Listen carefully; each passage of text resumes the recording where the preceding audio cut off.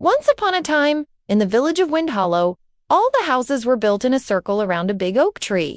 And every evening, when the sun went down, the villagers would light their candles and hang them from the windowsills. Because there wasn't a single house in Windhollow that had a second story. The candles were the only light they had after sunset.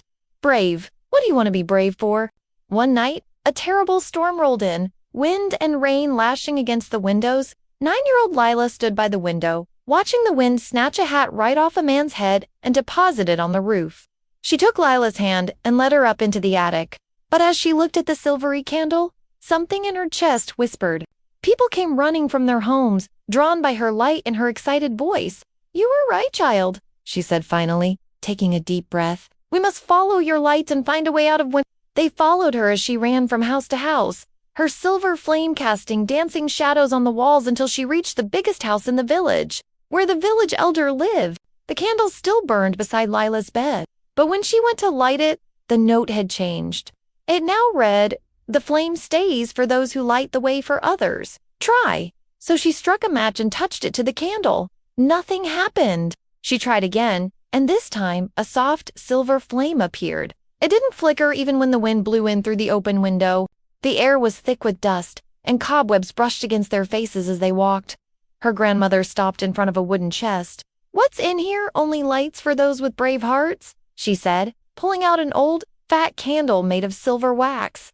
There wasn't a wick to be seen, and taped to its side was a yellowed piece of paper. Unfurling it carefully, Lila read, "This candle only lights for those with brave hearts." "I wish I could be brave like that," she sighed.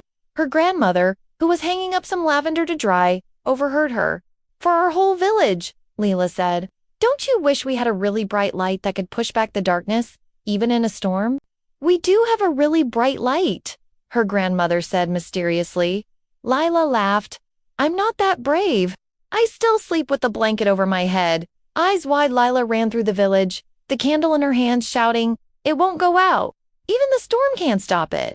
Elder, Willow, we need your help," she cried. "A tree has fallen across the path and no one can get out of the village." Elder Willow was a very wise woman, but even she couldn't remember a time when anyone had been able to stay calm and help others during a raging storm. And so everyone followed her light. And the next morning, when the sun came up, they all woke up safe and sound. In Elder Willow's house, Lila smiled. Not because she was the hero, but because she knew the flame, and the courage had always been inside her.